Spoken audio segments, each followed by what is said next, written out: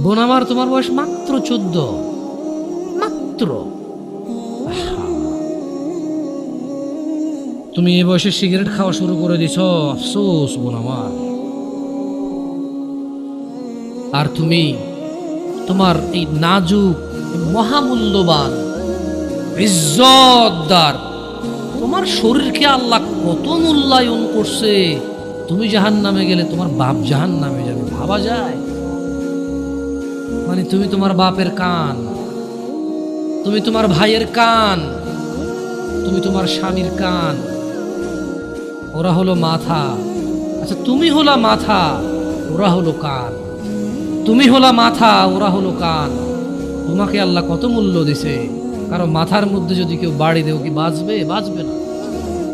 যত বড় ডাক্তার, কবিরাজ, যত উন্নত চিকিৎসায় নিয়ে যাক, যদি ওর মাথা ফেটে চৌচির করে দেয়, মস্তিষ্ক বেরিয়ে যায়, ওর বাঁচার চান্সেস কতটুকু, বাঁচার কতক্ষণ আছে?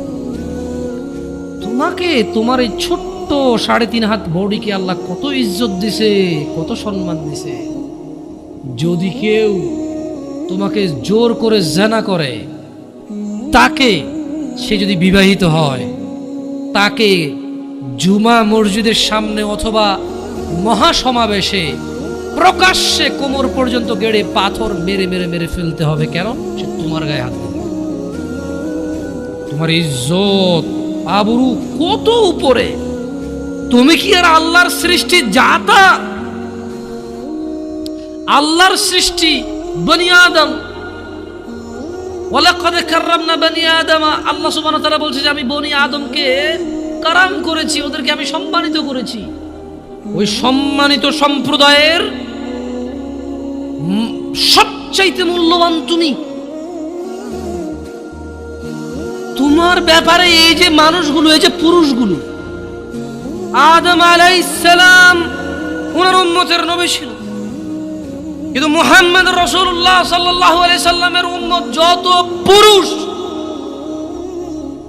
এইবার সে রাজা মহারাজা, এইবার সে কিছু একটা, সে যদি পুরুষ হয়, সে যদি মুসলিম মনে করে নিজেকে, তাকে তার রাসূল ডেকে বলছে, এই আমার উম্মত যদি তুই নিজেকে মনে করিস, তবে শোন, একজন উত্তম নেক সৎ স্ত্রী দুনিয়াতে যা আছে এর চাইতে বেশি মূল্যবান। তার মানে ওই যে পুরুষ তার কাছে মূল্যবান, যেই পুরুষের কাছে নেক স্ত্রী নেই, সেই পৃথিবীতে ধনী হতে পারবে না।